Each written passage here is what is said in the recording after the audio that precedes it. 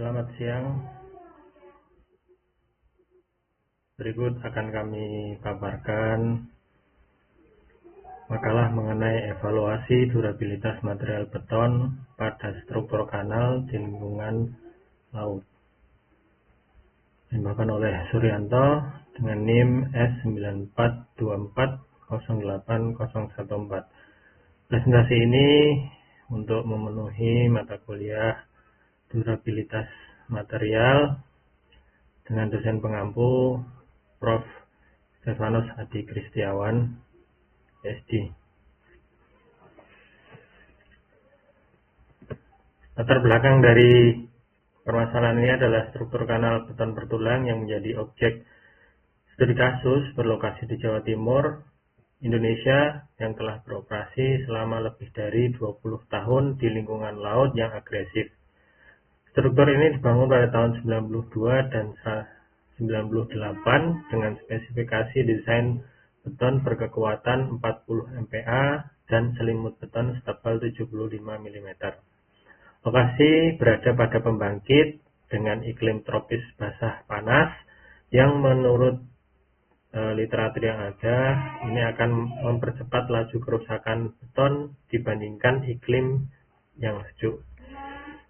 Nah, tujuan dari penelitian ini yaitu melakukan penilaian komprehensif terhadap kondisi struktur kanal beton bertulang guna menentukan sisa masa layaknya dan merumuskan rekomendasi perbaikan atau perkuatan yang diperlukan.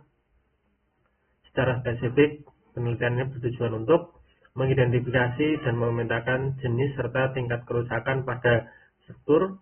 Kemudian yang kedua, menganalisis kekuatan dan kondisi material beton dan tulangan secara aktual. Yang ketiga, memprediksi penurunan kekuatan struktur akibat korosi di masa depan hingga tahun 2025.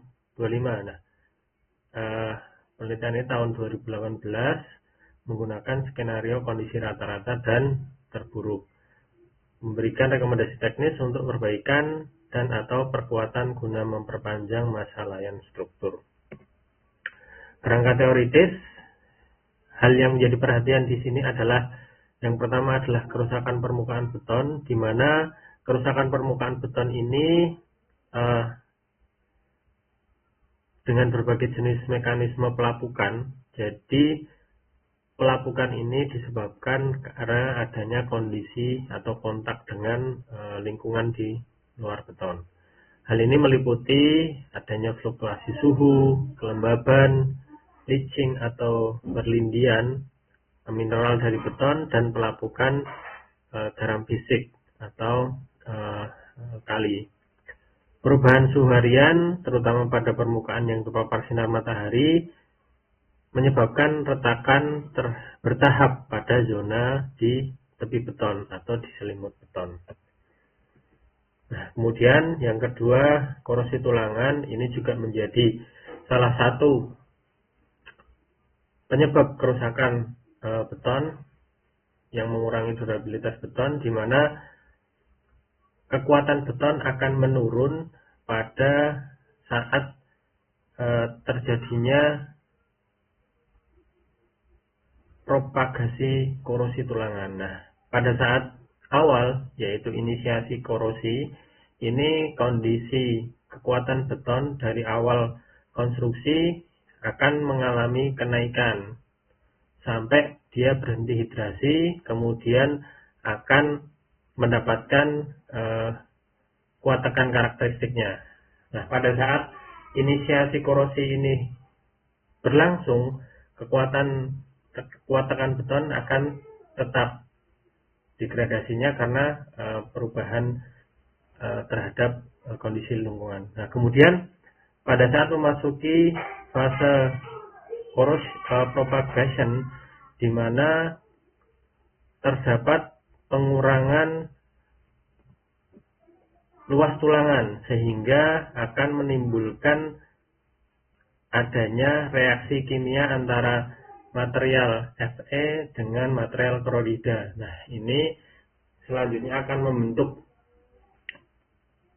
penambahan area dari tulangan sehingga akan mendesak atau menimbulkan retak pada permukaan beton. Nah, ketika ini terjadi secara terus-menerus, kemungkinan akan terjadi debonding atau kehilangan bonding antara tulangan dengan beton, sehingga akan terus terjadi dan akhirnya spalling tidak dapat dihindarkan. Nah, perubahan kimia juga terjadi pada beton di sekitar tulangan. Dan yang terpenting di sini adalah yaitu karbonasi beton akibat karbon dioksida di udara, dan yang kedua adalah penetrasi anion agresif terutama klorida ke dalam beton. Kemudian tadi waktu inisiasi itu bergantung pada ketebalan dan kualitas selimut beton. Kemudian tingkat agresivitas lingkungan, di mana konsentrasi CO2 atau klorida lebih tinggi akan mempercepat proses inisiasi. Nah, kemudian untuk gradien kandungan klorida digambarkan dari hukum difusi, hukum kedua difusi Fick, di mana klorid konten pada kedalaman tertentu dapat dirumuskan dengan rumus difusi ini. Kemudian yang berikutnya adalah fase propagasi, di mana fase ini dimulai setelah depasifasi dari ion klorida. Korosi aktif dimulai. Produk korosi atau karat memiliki volume yang jauh lebih besar, bisa 2-6 kali dari volume baja aslinya.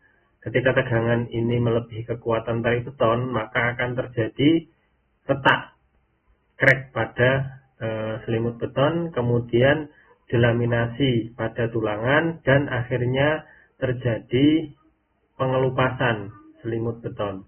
Nah, ambang batas kritis menurut Alonso dan Andrade tahun 93 itu dapat diformulasikan T1 merupakan waktu propagasi dari korosi, yaitu maksimum loss of radius dari tulangan dibagi dengan laju korosinya.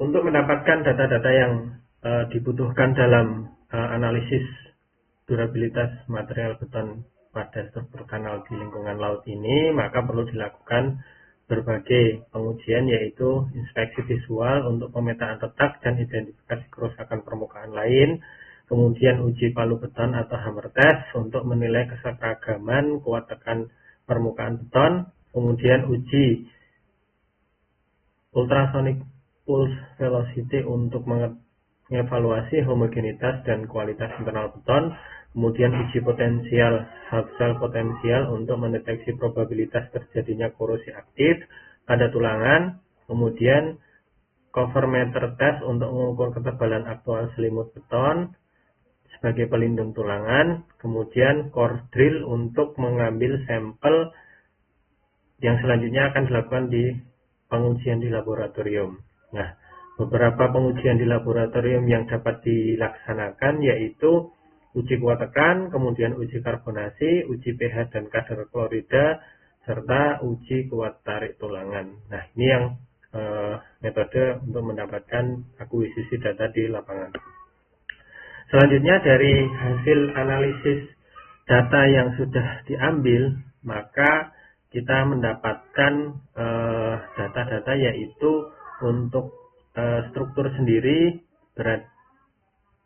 dengan dimensi panjang 1.500 meter, hampir 1,5 kilo. Kemudian parameter yang ada pada lokasi laut yang air laut yang kita dapatkan, di mana kadar pH, kemudian sulfat dan juga klorida itu kita dapatkan pada lokasi awal atau di luar, kemudian dan di dalam kanal. Nah, kemudian yang berikutnya yaitu untuk dari hammer test kita mendapatkan rata-rata dan minimum compressive strength, di mana untuk masing-masing individual strength, dia rata-rata masih berada di ada rentang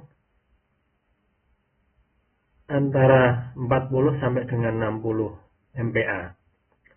Dan rata-rata ada 47, 61, 39, dan 48.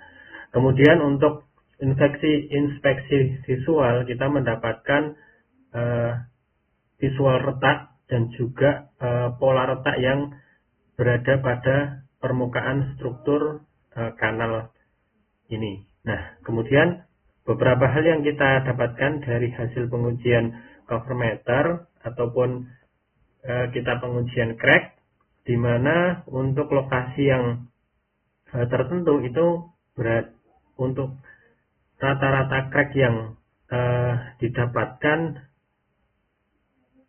lebarnya paling besar 0,5 mm, kemudian kedalaman crack mencapai 95 mm dan paling rendah di 73,3 mm. Nah, selanjutnya dari pengujian pH kita mendapatkan adanya indikasi bahwa tidak terdeteksi adanya karbonasi. Uji pH menunjukkan beton masih sangat basah dan ini penting untuk melindungi beton terhadap korosi tulangan. Nah, pH-nya antara 11,7 sampai dengan 12,2. Nah, lokasi inilah yang kondisi inilah yang memungkinkan untuk beton itu bersifat basah. Kemudian untuk hasil uji cover meter didapatkan rata-rata ketebalan selimut beton paling rendah 75,8 dan paling tebal itu di 93,4. Nah, kemudian untuk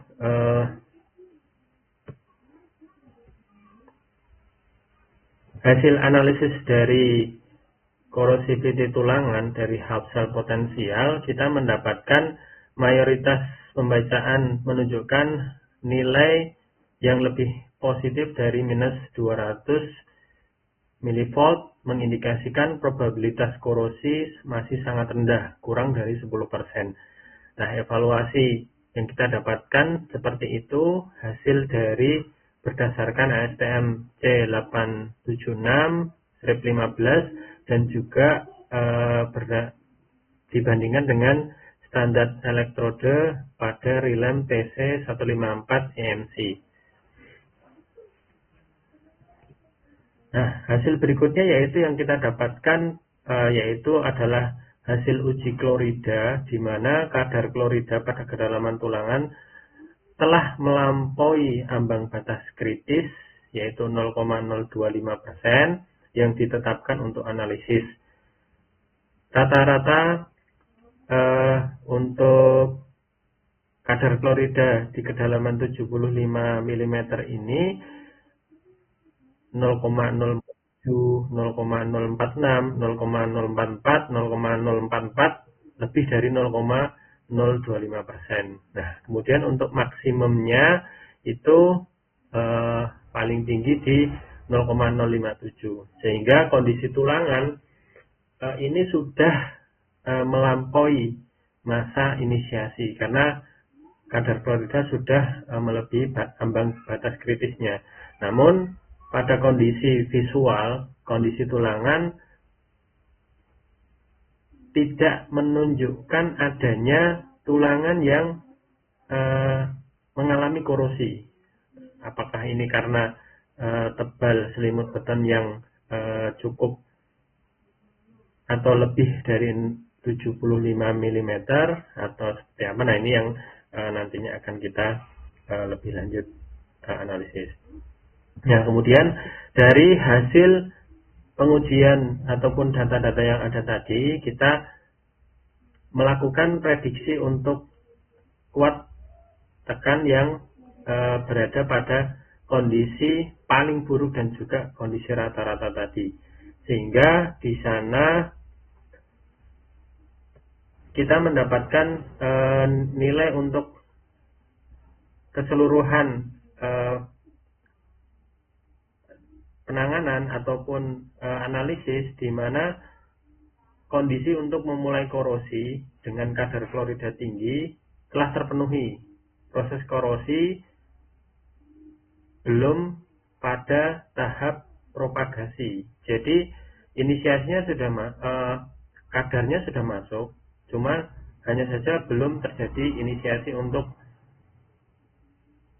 berlangsungnya korosi. Hal ini kemungkinan besar disebabkan oleh kualitas beton yang baik atau kedap, sehingga tidak ada tambahan ion klorida ataupun oksidasi lagi yang menyebabkan terjadinya reaksi kimia untuk terjadi korosi. Dan kondisi lingkungan beton yang masih sangat basah ini memberikan ketahanan terhadap ketahanan tambahan terhadap dimulainya korosi. Nah, dari hasil analisis yang ada, kita dapat menyimpulkan bahwa setelah 20 tahun beroperasi di lingkungan laut, struktur kanal secara umum masih dalam kondisi baik. Tidak ada indikasi korosi aktif yang terdeteksi baik melalui inspeksi visual maupun uji potensial setengah sel atau half sel potensial. Meskipun kadar klorida pada kedalaman tulangan telah melebihi ambang batas kritis, korosi belum dimulai. Ini menunjukkan bahwa kombinasi kualitas beton yang baik dan selimut beton yang tebal telah berhasil memperpanjang fase inisiasi korosi. Analisis prediksi menggunakan skenario kasus rata-rata atau average case lebih akurat dalam mempresentasikan kondisi aktual struktur dibandingkan skenario khusus kasus terburuk atau worst case. Berdasarkan skenario kasus rata-rata, diprediksi tidak akan ada penurunan kekuatan struktur akibat korosi hingga tahun 2025. Bahkan dengan skenario kasus terburuk, struktur diprediksi masih akan memenuhi faktor keamanan yang disyaratkan oleh SNI hingga tahun 2025. Nah, rekomendasinya yaitu, perlu untuk prediksi ini belum diperlukan perkuatan struktural pada tahun 2025. Namun, di tahun ini diharapkan dapat dilakukan inspeksi dan penilaian berkala untuk terus memantau kondisi struktur di masa mendatang. Dan juga diperlukan pekerjaan perbaikan minor yang berfokus pada penutupan retakan yang sudah ada, tujuannya untuk mencegah retakan tersebut menjadi jalur masuk yang mudah bagi agen agresif, baik klorida maupun karbon dioksida di masa mendatang, yang pada akhirnya akan mempercepat inisiasi korosi. Demikian beberapa daftar pustaka yang menjadi rujukan dan juga ini. Terima kasih atas perhatian Bapak dan teman-teman sekalian. Semoga ini bisa memberikan tambahan wawasan dan juga pengetahuan bagi durabilitas material khususnya beton. Terima kasih, selamat siang.